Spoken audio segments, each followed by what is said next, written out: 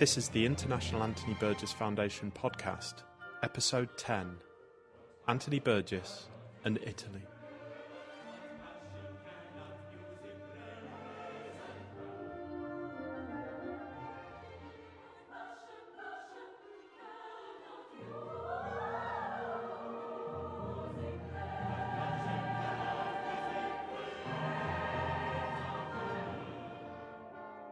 Anthony Burgess was thinking about Rome throughout his life, and from his childhood onwards, really, long before he moved to Rome in the 1970s.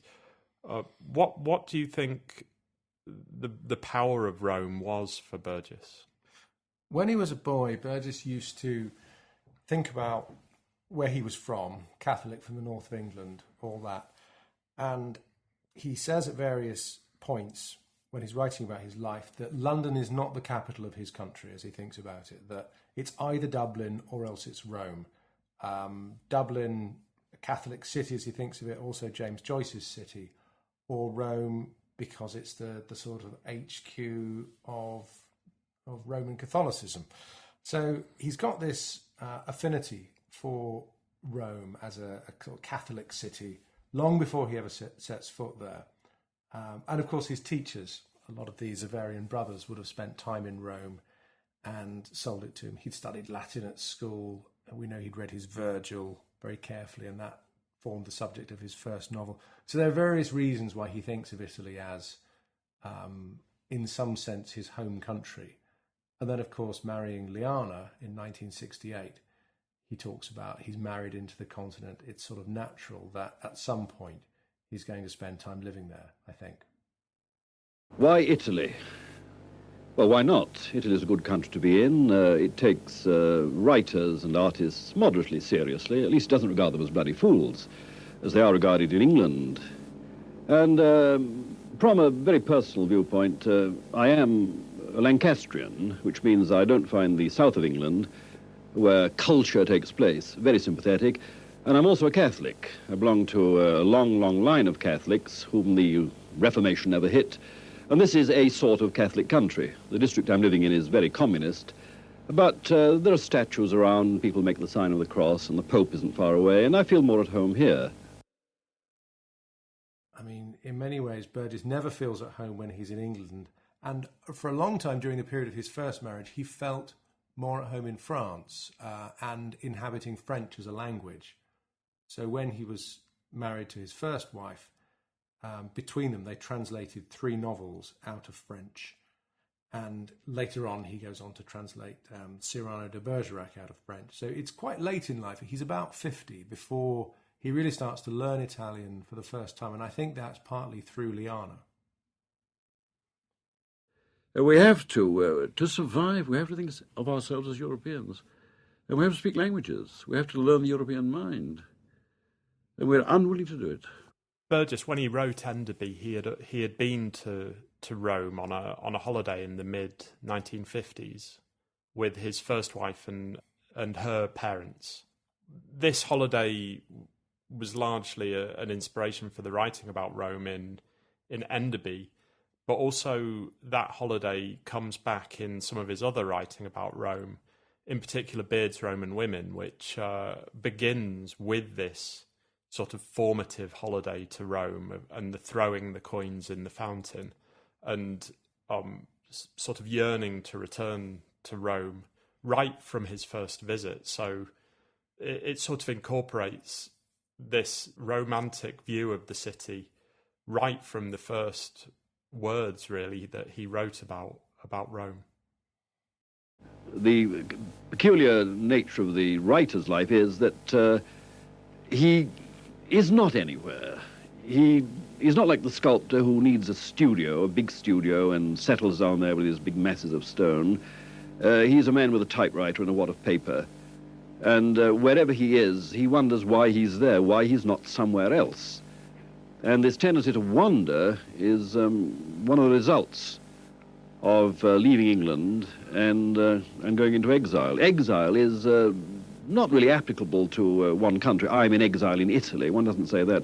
I'm in exile, and at the moment I happen to be in Italy. So we should say something about where they were living. There was a place in Rome which appears in Beard's Roman Women. And at the same time, Burgess and Liana were also living at a place just north of Rome called Bracciano, which is a town by the side of a volcanic lake. And so they're simultaneously occupying a place right in the centre of things, which I think is a sort of business address where they go for work, and Bracciano, which is where he goes to do his writing. And a lot of the manuscripts in the Burgess Foundation's collection have come out of that house in Bracciano. But Graham, what's your sense of the place in Rome? How does Burgess describe that to us? Well, it's important to make a distinction between Bracciano, which is a house that the Burgesses bought, and the flat in Rome, which was a place that they rented off a friend. The decor in the flat in Rome was very much the decor of the owner of the flat, not the Burgesses. There were pictures of Karl Marx on the wall, and it was probably a fairly odd place for Burgess to inhabit in that way. There's a famous picture, isn't there, of him standing at the top of the spiral staircase, and that staircase has a place within Beard's Roman Women as well. I don't want to say too much about it, but it's kind of structurally important to the novel. So this is quite unusual, I think, for a writer to make their own place of dwelling and habitation so much a part of the texture of the novel. Okay, so in Rome, and Rome and Bracciano was a particularly creative time for Burgess. The 1970s in general was one where he entered a very experimental phase of his career. Which books were the sort of key texts that Burgess wrote in Italy? Well, we're thinking about the period 1970 to about 1975, when he really left Italy, not permanently, but he stopped living there most of the time. And the first novel that comes out of that period is MF, which he finished, as we learn from the final chapter, on the shores of Lake Bracciano, where the character Miles Faber ends up. And this is pretty much documentary writing, Burgess describing the great wind coming across the lake that's blowing bits off the house. And so you can see once again that he's making fiction out of the materials that are originally around him. The other important novel that comes out of the early 70s is Napoleon Symphony, which is written as a possible film vehicle for Stanley Kubrick and dedicated to Liana and Kubrick jointly. And that's a book that's written in Rome between about 1972 and 1974. And it's written in two big, kind of chunks, as it were. And that's completely a Rome book.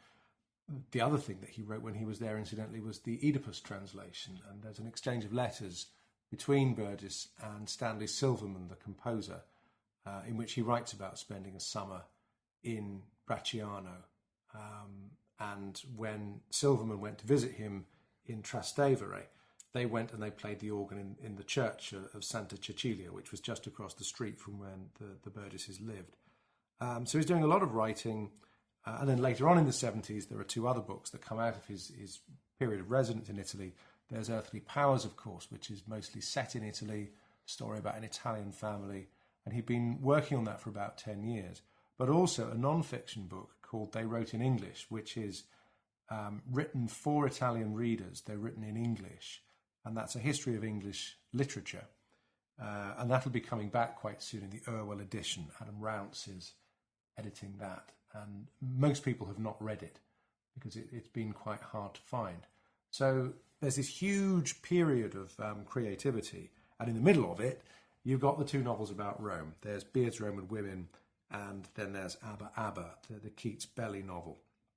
So, Graham, maybe you could just sort of tell us more about Beard's Roman Women, what happens, what's it all about, where does it come from? Yeah, I mean, begins, at least, as an autobiographical novel, and I don't think it plays out as an autobiographical novel, but it begins with the death of the main character's wife from cirrhosis of the liver after 26 years of marriage, which is exactly Burgess's situation. His first wife died of cirrhosis of the liver after 26 years of marriage in 1968, and after which he met Liana and moved via Malta to Rome. Beard's Roman Women and ABBA ABBA are sort of the most direct engagements with Rome as a city in Burgess's fiction. Beard's Roman Women is a contemporary novel set in the late 60s, early 70s. It details a writer who has recently lost his first wife and has moved to Rome to be with a new love, but unfortunately he can't be happy because his wife, the ghost of his first wife, appears to telephone him as he's trying to work on a script that details the life of Byron and Shelley. But really, it's a novel about a place as well. The city is a character within the novel. It becomes a sort of purgatory in the novel where the main character, Ronald Beard, is trying to make sense of his life. Rome can be domineering, imperious. Rome can be corrupt. Rome can be vicious. But Rome can never be ungenerous. Rome gives of all her sensual treasures without stint. Graham, tell us about mythology. This is the other thing, the very anti-autobiographical thing that's happening in Beard's Roman Women. Burgess has clearly been mugging up on his classical mythology in order to write this, as it were, ghost story about people who disappear, people who die, people who go missing. The book is sort of haunted by... It's also haunted by his sense of mythology as well. What do you make of that? Beard's Roman Women is really a modern recreation of the Orpheus myth. He's retelling the myth in a way that's quite similar to Jean Cocteau's film Orphée, in which an artist is bereaved and has supernatural experiences. Ronald Beard in the novel, he's not much of an artist though, is he? Because, I mean, Orpheus makes beautiful music, but as Burgess represents him, I mean, Beard is this kind of clapped out scriptwriter who's doing things for the telly, and he's kind of Burgess, but at the same time he's sort of despicable, don't you think? Yeah, I had this theory when I was editing the book that the male characters in the book are all a different facet of Burgess. So you've got the main character, Ronald Beard, who is a hack screenwriter, who's sort of in it for the money, and that's what he does. He converts great literature into cheesy Hollywood musicals. And you've got the literary novelist who... This is Pathan in the book. Yeah, who is a sort of loose caricature of V.S. Naipaul, We can say that now, he's died. Yeah. He is the sort of the person Burgess wishes he could be, almost the literary novelist who is making money and receiving awards and great acclaim for being a literary novelist. Burgess has split himself between this kind of hack writer and the lit writer who's kind of pure and unsullied. And of course, in his own life, as you've suggested, he's sort of both at once. He's never quite sure which way to jump. Is he high culture? Is he low culture? Journalism, TV, and oddly enough, he's all of these things. And I suppose you do see those divisions coming through in these novels. Yeah, you see the divisions. So the way he talks about in interviews, particularly, he talks about the division between the writing he does for money, the journalism, the screenwriting, and the writing of fiction, the writing of literary fiction. In one interview with Robert Robinson, he talks about the ghost of Henry James appearing next to his writing desk and telling him off for writing too many scripts, and really he should be writing novels. And I think that anxiety is depicted in Beard's Roman Women. So, Graham, you prepared this new edition of Beard's Roman Women the first time the book's been available for about 40 years, actually, and certainly the first time you've been able to read it as Anthony Burgess and David Robinson intended, with the pictures intact. And maybe you could tell us something about what went wrong with previous attempts to put the text together with pictures, and why this time, a better job has been done of that. The story is sort of quite long and convoluted, but my introduction in the new edition goes into it in a lot of detail. But just a general summary was that this was one of the first times a novel had been put together with pictures, and I get the impression personally that nobody really knew how to do that. So McGraw-Hill, who were the publisher in America, for reasons I think of economy more than anything, published the photos in quite a stingy way. They were small, they were black and white, a lot of them. They had borders around them which diminished the end result, really. And some of them were left out as well. Some of them were left out, yeah. So David Robinson took, I think in total, he took about 70 pictures of Rome, with about 20 that were meant to be, that were sort of earmarked for the Burgess project, and 17 were selected out of that 20 to go in the book. But in the first edition, only 13 appeared. The new edition has all 17 that were originally earmarked for the project in the book in full colour and in full bleed, which means they go all the way to the edges of the page, so they're bigger.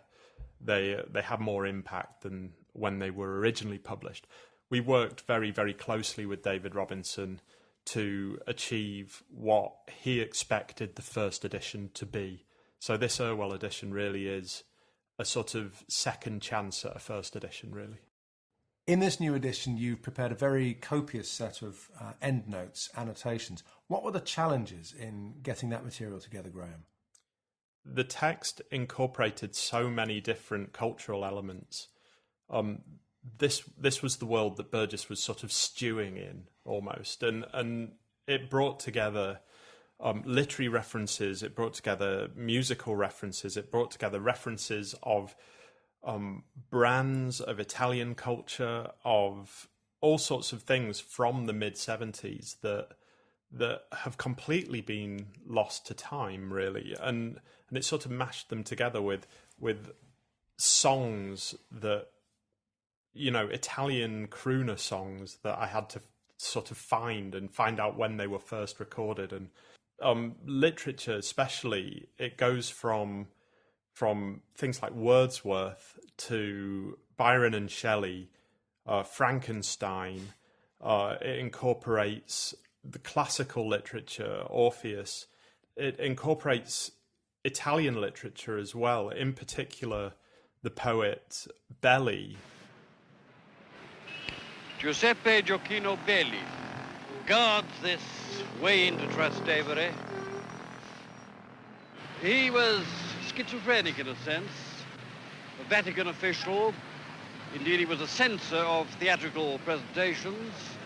But in his spare time, he wrote 2,279 sonnets in the Romanesco language of the streets, creating a voice for the common people who had always been downtrodden by popes as well as by bureaucrats. Belli was a figure that Burgess sympathised with immensely. He was a Catholic who worked for the Catholic Church, who criticised the Church immensely in his sonnets, and I think Burgess felt a kinship with Belli.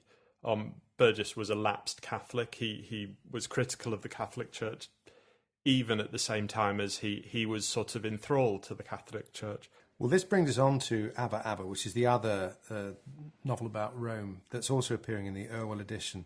And Belli in ABBA, as we should call it, is another... he's actually one of the characters. He's central to the direct story, not just as a kind of memory or a cultural reference. And in ABBA ABBA, Burgess stages this fictional meeting, this encounter between John Keats, who's gone to Rome to die, and the poet Belly, who is not yet published, and he wasn't published in his lifetime, so his work is circulating in manuscript, and some of it falls into Keats's hands, and he decides to translate Belly, which he does in the novel, and then Belly discovers the manuscript and is very angry, and he destroys the poem, this final Keats poem, so of course it's never published, but it is there in the text of the novel. So ABBA ABBA is edited by Paul Howard. It's the most recent volume to join the Irwell edition.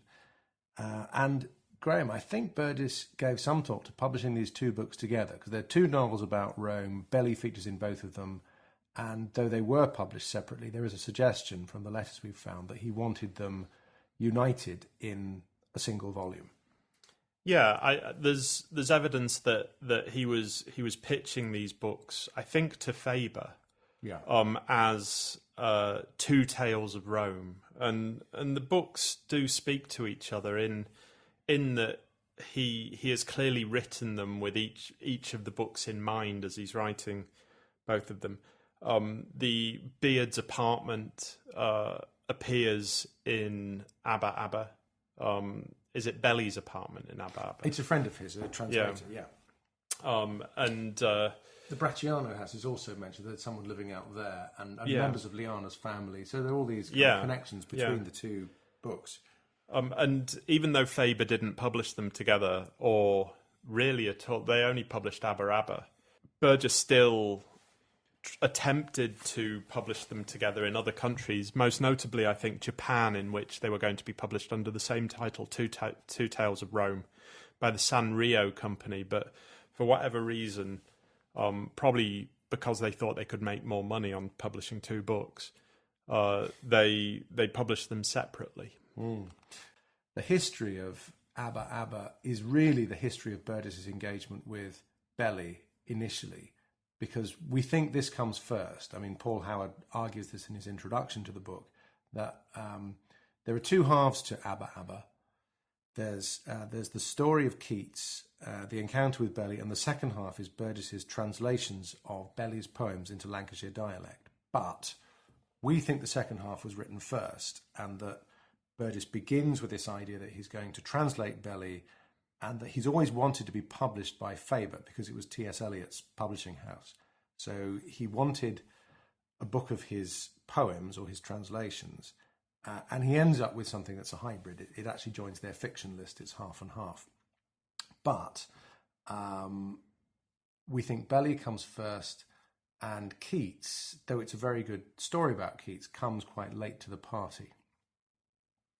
Yeah, I think it's clear from the life of Burgess's translations of Belly that he had been working on those since at least early 1975. But not working by himself. Not working by himself, no. So he worked with his wife Liana, who was by trade a literary translator. She translated books by Thomas Pynchon and Lawrence Durrell, and she translated Burgess as well. The Malayan trilogy and Earthly Powers, Liana did into Italian, and The End of the World News, actually. Yeah, and they also worked with someone called Susan Roberts, who actually appears in ABBA ABBA as Susan Roberti. Yeah, and she's a professional translator at the European Parliament now. She was very young when she stayed with the Burgesses and somehow got embroiled into this project of translating a Belly sonnet every day. And we think from the manuscripts that we've got here that Susan Roberts would make a literal English translation, and then Burgess would get to work versifying them. And sometimes Liana would help with the translating and the revision as well. So it's a kind of three-person industry to get this set of translations of Belly completed. And we're very clear about the way they work together because of recordings we have in the archive. And here we can show you the three of them reading a single sonnet by Belly. Liana reads it in Romanesco, Susan Roberts reads it in a literal translation into English, and Burgess reads it in Lancashire dialect.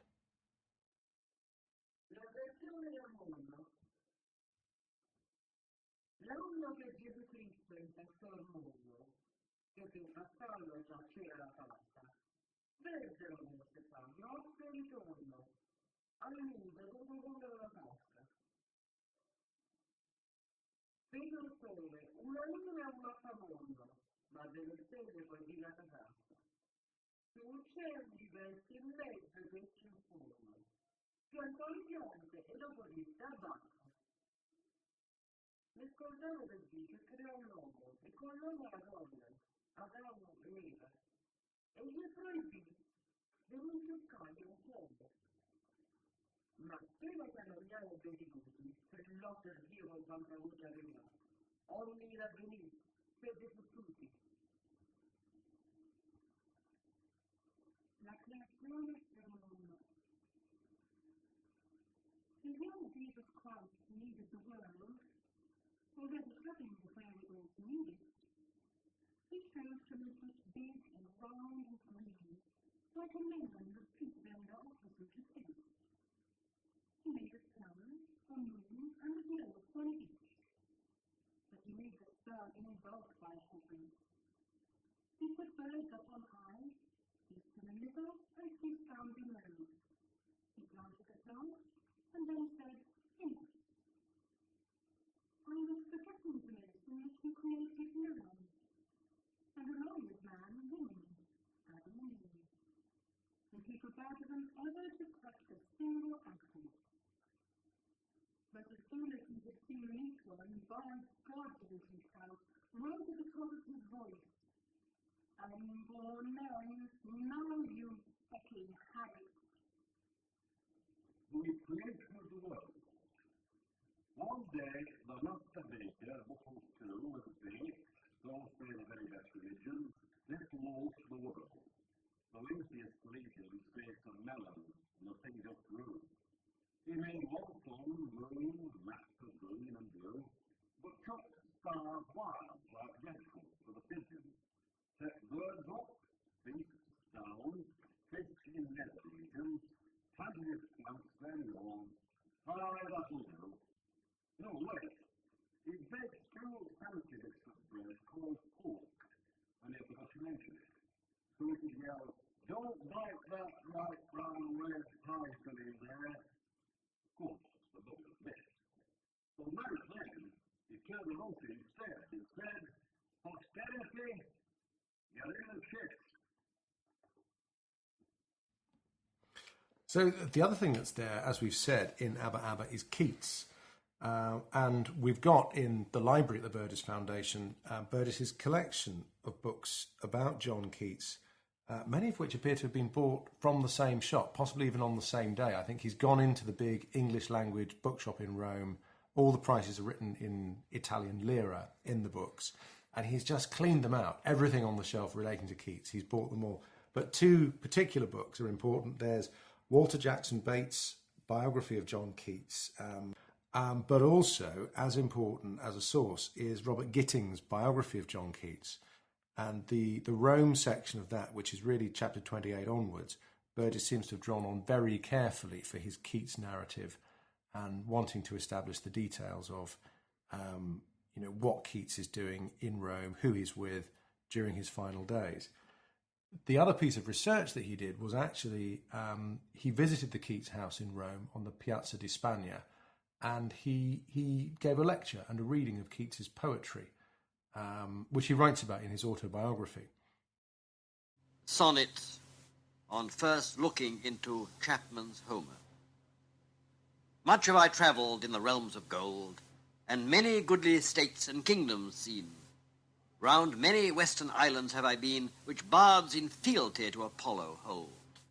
Oft of one wide expanse had I been told, that deep-browed Homer ruled as his demesne. Yet did I never breathe its pure serene, till I heard Chapman speak out loud and bold. Then felt I like some watcher of the skies, when a new planet swims into his ken, or like stout Cortes, when with eagle eyes he stared at the Pacific, and all his men looked at each other with a wild surmise, silent upon a peak in Darien.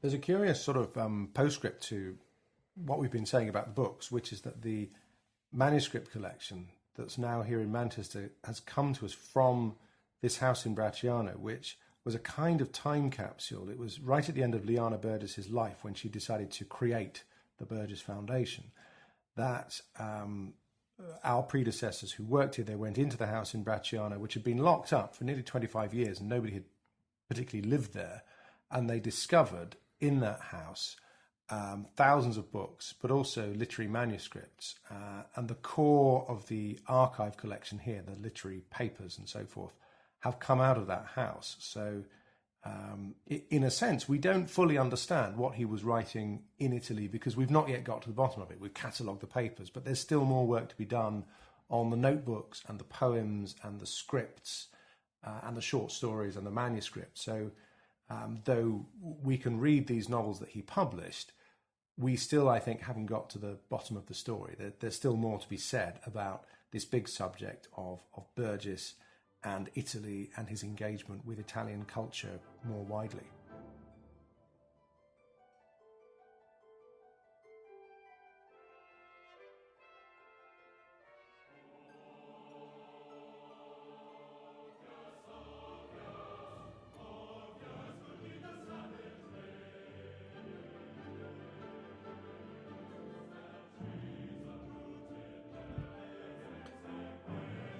This podcast featured Graham Foster and Andrew Biswell and was recorded at the International Anthony Burgess Foundation in Manchester.